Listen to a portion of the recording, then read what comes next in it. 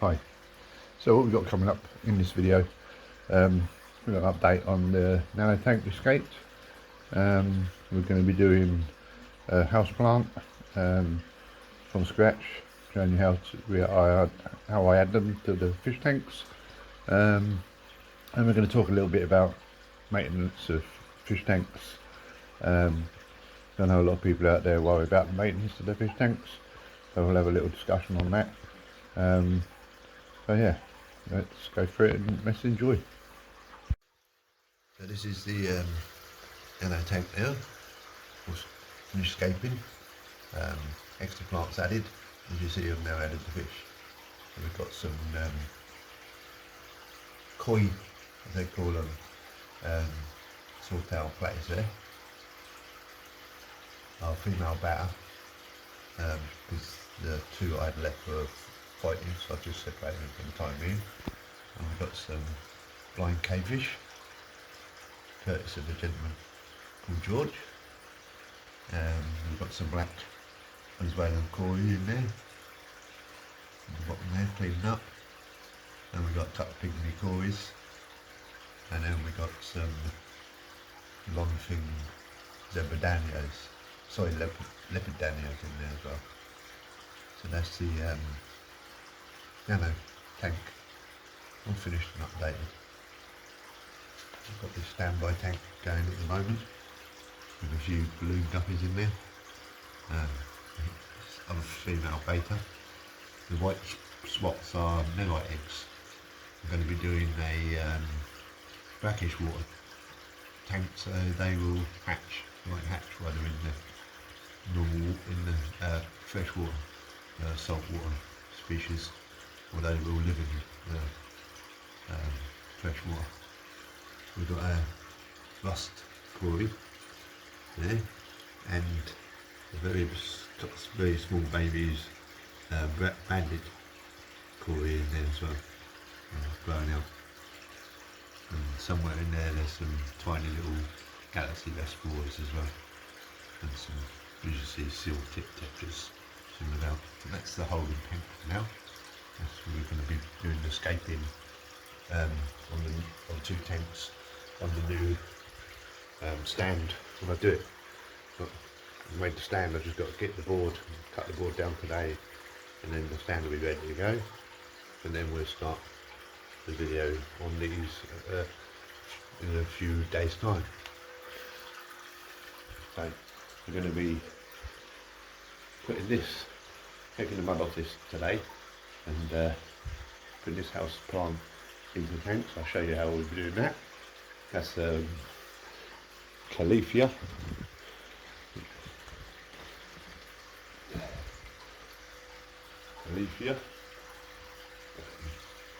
So that will go into you just put the roots into water, not the actual main plant, and it'll carry on growing nicely. So that's where we're at the moment. 6 foot tank looking amazing.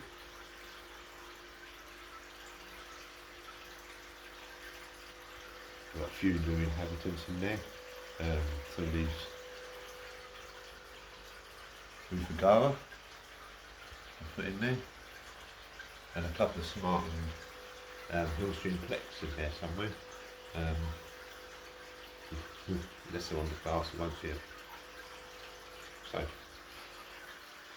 we've moved the fish out of the bottom tank up into the top tank. So the top tank's a bit crowded at the minute, but I'm going to be getting rid of a couple of fish.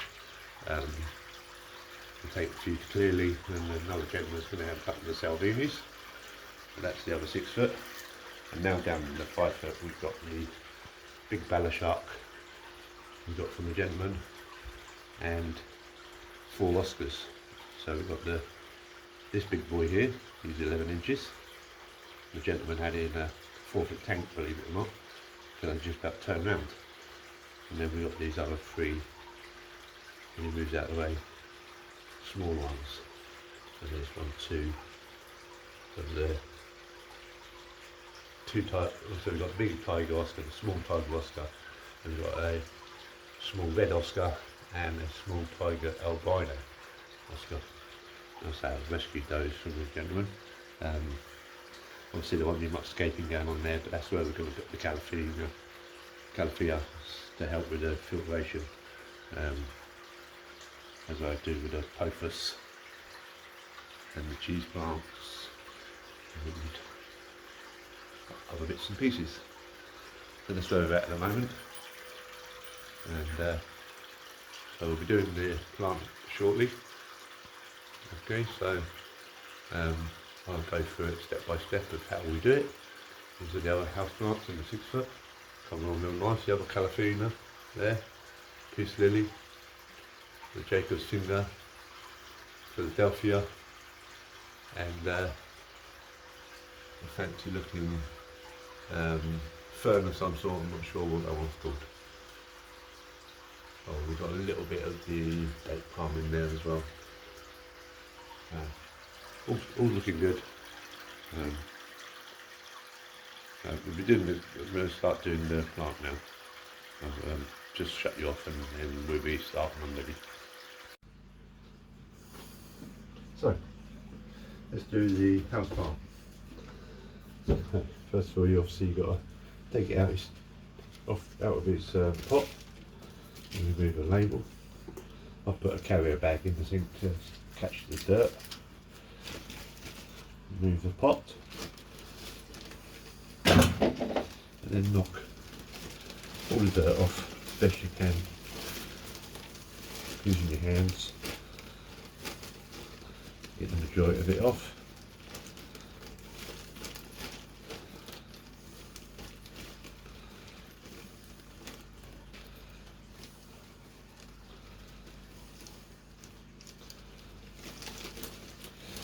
Good thing about most of these houseplants is when you buy them, you don't just get one in the pot. The pot's generally got 2 or 3 plants in. So out of one houseplant, you're probably going to end up with, say, 3 actual plants to put into your fish tank. And as we know, the more plants we have in a fish tank, the better filtration. The water conditions much better, and there's less need for a filter. Your filter won't clog up as much because your plants are in there doing their work. Your fish will be nice and happy, and you'll have a healthy aquarium. I'm using this in the big Oscar tank on the top of that because obviously the Oscars like to knock things about, and plants within the aquarium don't stay in the gravel. All of them and the big plecos, they just destroy the tank, or any plants anyway in the tank, if you leave them in the gravel.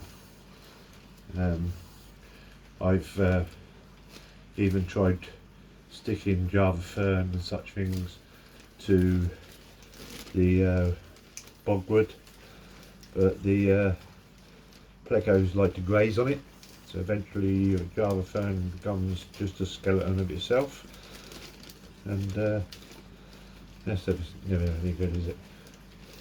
So the Nubius, so long as it's well affirmed on, they don't seem to touch the Nubius.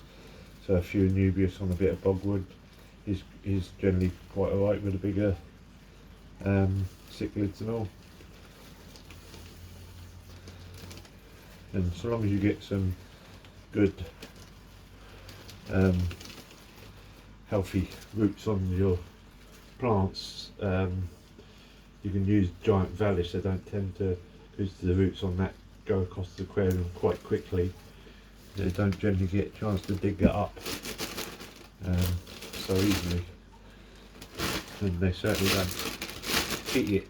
So, right, so carry a bag full of mud, one plant demodified as the best I can. As you see, like I said, I've got this little one here, I've got the main one here, there's another one here I could take off, and a third, a fourth here. So technically, if I prise these roots apart I could get 5 plants out of this one pot, which is damn good considering, and it costs £20. Then you want to wash all that mud off the root ball now, get rid of every last bit of it. If you leave that earth on there, you will get spikes of ammonia and such things which you don't want in your aquarium.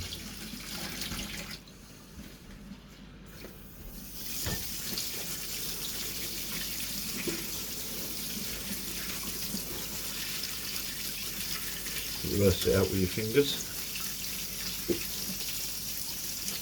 Push right up into the base of the stalk. Get all that earth out.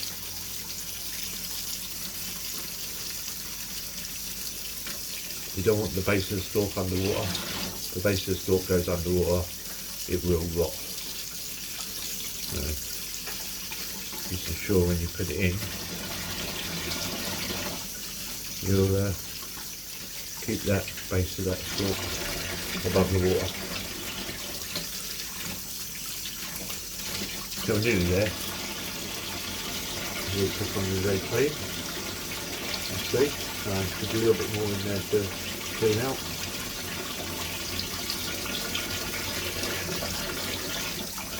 And then we're good to add it to the fish tank.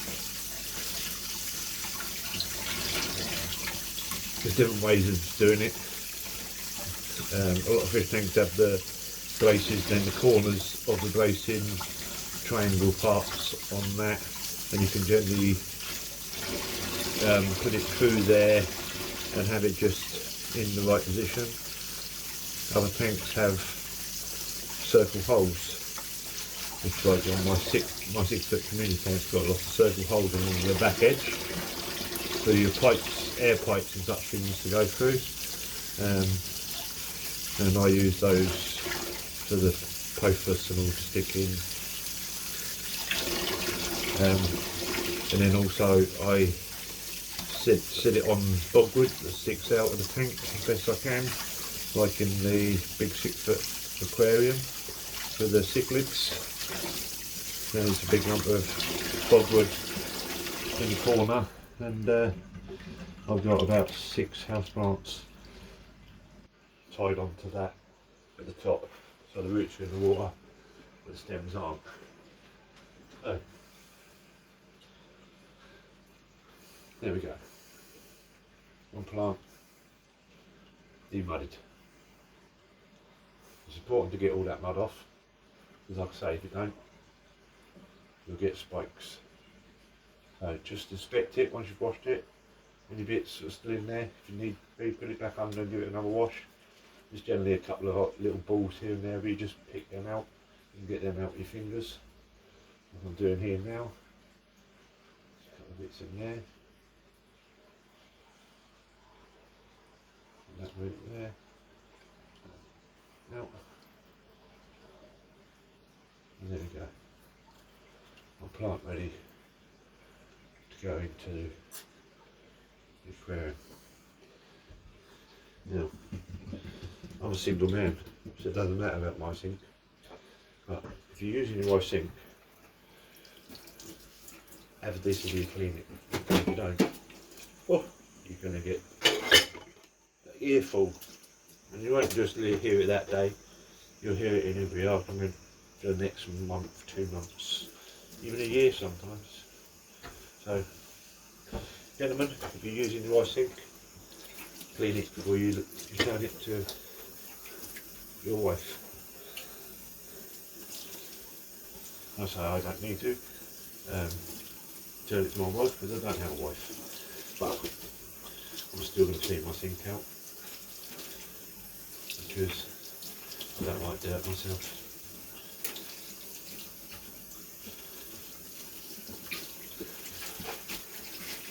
Quite boring, me cleaning the sink. It don't take 2 minutes and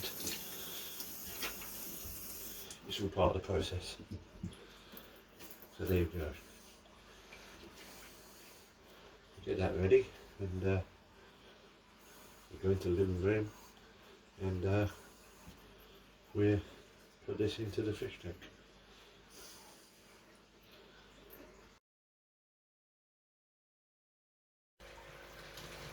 So, we do put this in the tank. Like I say, from one plant, I split it. So I've got 1, 2, 3. I can split those there again. So 3, 4, 5 plants. If you really look at these, I want to split these bigger ones, so I can split it there and there again. Yeah, so that would give me 7 if I wanted to. And then there's another plant here I could take off, and another plant here. That would be pretty much 9 plants and £120. Can't argue that, can you? So I'm lucky on this tank. Like I was telling you, some they have the corner parts, so you can pass your filters through, especially on the bigger tanks, and your air pipes and such things. Sorry about the glare from the lights above. And you just kill those lights.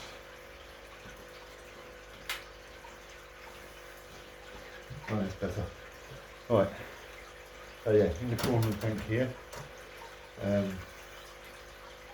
here and at the back, I've got these corner parts missing, and this is where the filters go in. So this one I'm going to put in front here, and I'm literally going to tuck the roots down through there into the water. And like I say, luckily I've got the filter there, so I can literally drop that down and then wedge it behind the filter pipe and hopefully it'll stay there. In this case I'm going to have to just put a little cable tie on that, just hold that there. We'll allow that one to sit there for a minute. Turn it again at the back, and you put this one, it's got a new chute coming as well already, because we've got a slightly bigger gap on the back here, so it's a bit tighter, because that's where the return is. Hopefully I shouldn't have to tie this one in. So if I have to, I have to. Put this time around, I'm going to get it down, pull the roots through from underneath, and then into the water. And yeah, that one's wedged in there nicely. So, simple as that. We've got a now added plant in here, which I'm going to tie with a cable tie, and a plant at the back there. That's 2 of the plants, helping, like I say, with the filtration. So now we're going to do the other corner. I'll turn the camera that way, because again, like I say, got these corners missing. You can see out this one, I've already got a bit of pothos grown, a different, I think that's, if I remember right, that's a cutting from my peace lily, and I've got this other vine, can't remember the name of it, coming out there. So I'm going to put this one in here with this one, with these, and then roots down into the water, and just put it back up, and put it in place with these ones.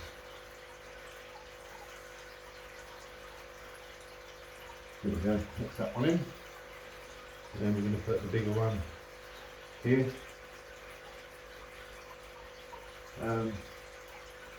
That you might need to start that down into the 2 again. It's just a matter of sizing of the top. Obviously you've got to snap the main from the front piece, but once you've done that, they come apart. So there you go, we've got that now. We'll put that down the back here. And again, in the back here, I've got I've got another different type of pothos, and I have a cheese plant going out this one. So this one's a bit tighter. We will get a root there. Just lift these small ones up out the way. And I'll cut these roots down again, like I say. Then go in underneath, put it through into the water. And I'll re-add that rhizome and that plant. And there you go. 4 plants in the 4 real one. So we've now got 2 plants left. So with them, I'm going to add them into the top tank. Same principle, because I've got the corners missing on that top tank as well. So it's a bit more complicated because I've got to try and get my hand through. So we'll do this top corner here first. See if I can angle this camera a bit more. Right, so there we go. So we've got here through here. I've got a little piece of pothos here. Just waiting for it to root up. It's not looking too clever. So now this one's going to go near this. The pothos will put itself back through and around. It's only just gone in the last 2 days. And sometimes I even go a bit funny like that. Actually pull that through.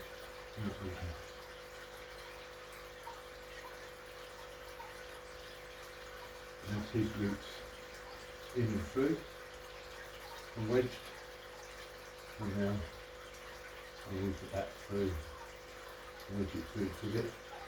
Again, that one's going to need to a little cable tie or something onto there. Just hold that there. Just balance it like that for now.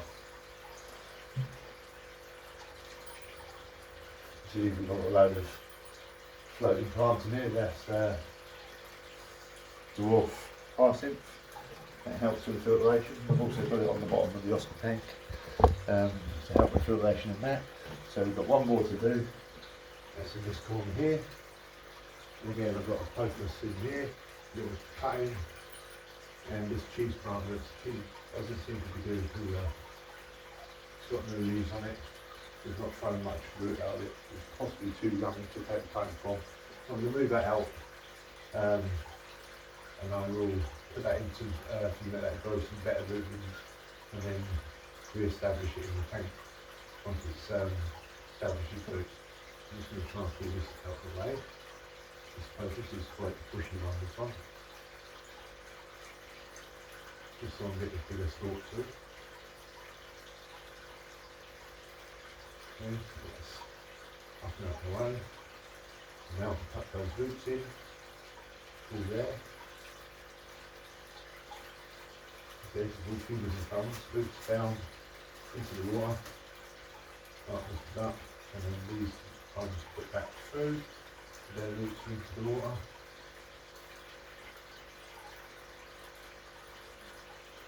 And through the plants, through the roots, through, plants out the water, and there you go.